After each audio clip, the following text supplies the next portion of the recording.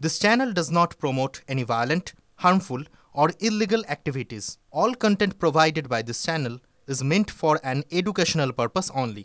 আরজি করে হামলার রাত্রিরে অভিষেক বন্দ্যোপাধ্যায় লিখেছিলেন কলকাতার পুলিশ কমিশনারের সঙ্গে তার কথা হয়েছে, পুলিশকে তিনি রাজনৈতিক রং না দেখে ব্যবস্থা নিতে বলেছেন। অভিষেক জনপ্রতিনিধি হিসেবে একথা বলেছিলেন। স্বর্ণালী কল্পনায় সব শাড়ি আসলে একটা গল্প বলে। সেলিব্রেট এভরি মোমেন্ট উইথ আদি মোহিনী মোহন কাঞ্জিলাল। অনেকেই ভেবেছিলেন তাহলে কি তৃণমূলের সাধারণ সম্পাদক কোথাও গিয়ে পুলিশ দপ্তরের বা প্রশাসনের ভুল শুধরে দিচ্ছেন, বা এই রকম করেই তিনি একটা সময় তো রাজ্য সরকারকেও কোথাও গিয়ে একটা রাস্তা দেখিয়েছিলেন, যখন বলেছিলেন ওই ডায়মন্ড হারবারে তিনি নিজের পকেট থেকে 100 দিনের টাকা দেবেন বা আবাসনের কাজ দেবেন। তারপর সেটা রাজ্য সরকার নিজেরা দিতে শুরু করেছিল, রাজ্য সরকার দেবে বলে ঘোষণা করেছিল। এবার কোথাও গিয়ে অভিষেকের কি মনে হচ্ছে তাহলে যেভাবে আরজি করের ব্যাপারে সরকার ব্যবস্থা নিচ্ছে বা শাসক দল হিসেবে তৃণমূল অবস্থান নিচ্ছে, সেটা তার মনের মতো হচ্ছে না? এটা নিয়ে দলের অন্দরে অভিষেক কি একটা স্বতন্ত্র ধারণা পোষণ করছেন?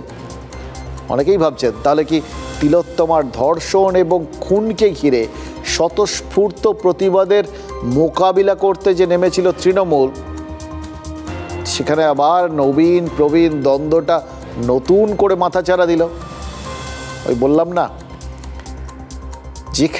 যেখানটায় লোকে ভাবছেন সেখানটাতেই তৃণমূলের নেতারা পরিষ্কার করে দিচ্ছেন হ্যাঁ সেটাই হয়েছে।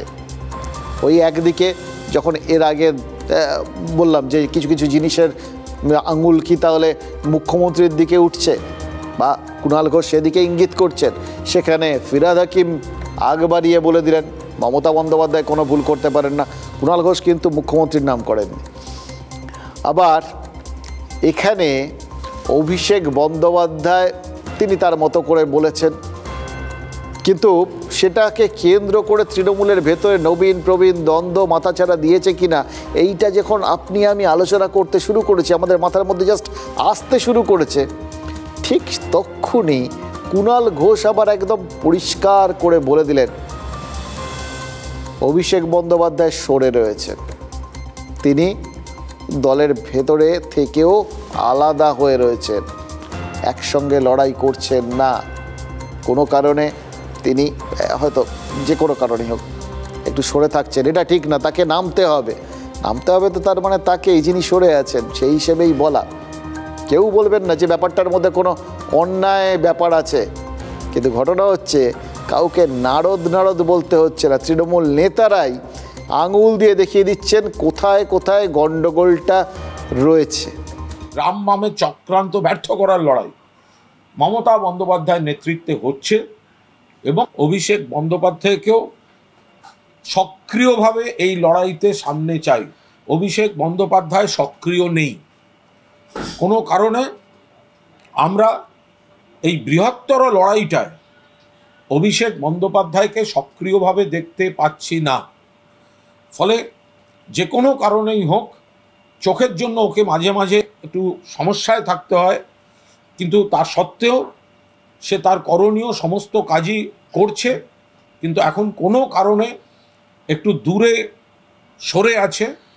আমরা স্বনির্বন্ধ অনুরোধ করছি তাকে যে এই কঠিন কুৎসা চক্রান্ত বাংলা এবং তৃণমূলকে বিদ্ধ করার যে খেলা, সাধারণ মানুষকে বিভ্রান্ত করার যে খেলা বামরাম শুরু করেছে, সেই জায়গায় মমতাদির নেতৃত্বে লড়াইতে অভিষেক বন্দ্যোপাধ্যায়কেও সক্রিয়ভাবে সামনে চাই।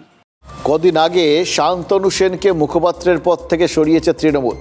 শান্তনু সেন বলেছিলেন মমতা বন্দ্যোপাধ্যায়কে নিয়ে কিছু কিছু বিষয়ে ভুল বোঝানো হচ্ছে। আজ শোভনদেব চট্টোপাধ্যায় কিন্তু প্রায় একই সুরে বলেছেন মমতা বন্দ্যোপাধ্যায়কে নিয়ে কিছু কিছু বিষয় মিসলিড করা হচ্ছে মমতা বন্দ্যোপাধ্যায়কে। দেখুন, একজন যদি ভুল বলতো না তাহলে না হয় একরকম ব্যাপার হতো, বলা হতো ভুল করে ফেলেছেন বা এটা তার ব্যক্তিগত ধারণা, কিন্তু সবাই যেভাবে মিস্টেক করছেন তাতে তো ভাবছি কোন সম্ভাবনাটা সঠিক। তৃণমূলের শৃঙ্খলাকে ছাপিয়ে যাচ্ছে বিবেক, নাকি এর সবটাই আসলে আসল ঘটনা, অর্থাৎ তিলোত্তমার খুন এবং ধর্ষণের কারণ থেকে নজর সরিয়ে দেওয়ার একটা সিম্পল কৌশল। আমি একজন অনুগত সৈনিক হিসেবে শেষ মুহূর্ত পর্যন্ত যতক্ষণ আমার নিঃশ্বাস আছে শরীরে আমি বলে যাব, মাননীয় নেত্রী, আমার নেত্রী, আপনি সঠিক খবর পাচ্ছেন না, আপনাকে অন্ধকারে রাখা হচ্ছে। সঠিক খবর যদি পেতেন, সঠিক সময় সঠিক পদক্ষেপ যদি নেওয়া হতো, তাহলে আজকে আরজি করের এই দিন দেখতে হতো না। আমার মনে হচ্ছে, বুঝতে পারছি না ঠিক, আমার মনে হচ্ছে মমতা বন্দ্যোপাধ্যায়কে মিসলিড করার চেষ্টা করছে কেউ। আমার মনে হয় মুখ্যমন্ত্রীকে কেউ যেন মিসগাইড না করে। মমতা ব্যানার্জি এত ইনোসেন্ট কেউ নন।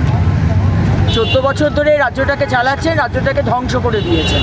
পুরোপুরি ধামাচাপা দেবার বা ডিরেকশন ঘোরানোর চেষ্টা করছেন, কারণ কি এর মধ্যে তৃণমূল ডাইরেক্টলি ইনভলভ। এখানে তুতু ম্যায় করে ওরা আন্দোলনটাকে আরও সহজ করে দিতে চাইছে, বিচারটাকে সহজ করে দিতে চাইছে। এটা কোথাও একটা একে ওকে তাকে দোষ দিয়ে আমরা মূল লাইন থেকে সরে যাচ্ছি। দেখুন, ওই গরুর রচনার মতো আমরা ঘুরে ফিরে একটা জায়গাতেই আসব। ওই তিলোত্তমার মৃত্যুর কারণ, তিলোত্তমার সুবিচার দাবি, এটাই তো আসল বিষয়। কেন তাকে মারা যেতে হলো, কারা মারলো, কি কারণে মারলো, এইগুলোই তো আসল প্রশ্ন। বিভিন্ন কিছু চারপাশে ঘটছে, হয়তো স্বাভাবিক নিয়মেই ঘটছে, পৃথিবী তো এগিয়ে চলে, পৃথিবী থেমে থাকে না, ঘটে বিভিন্ন ঘটনা। সেই ঘটনার দিকে এখন কিছুদিন অন্তত আমরা কিছুতেই নজরটা যেতে দেবো না, জানেন তো। এমনকি এই যে ধরুন কোথাও গিয়ে হঠাৎ করে এরকম বিবেক জাগ্রত হচ্ছে কেন, হঠাৎ করে কেন এই দ্বন্দ্বের বিষয়টা লোকের মনে পরিষ্কার করে না এলে পরিষ্কার করে দেওয়া হচ্ছে, ফাঁক ফোকরগুলো চোখে আঙুল দিয়ে দেখানো হচ্ছে। ইনফ্যাক্ট তৃণমূলের নেতারা উঠে পড়ে লেগেছেন যে তৃণমূলের মধ্যে এখন একটা অন্তর্দ্বন্দ্ব রয়েছে, সেইটা আমাদের বিশ্বাস করানোর জন্য।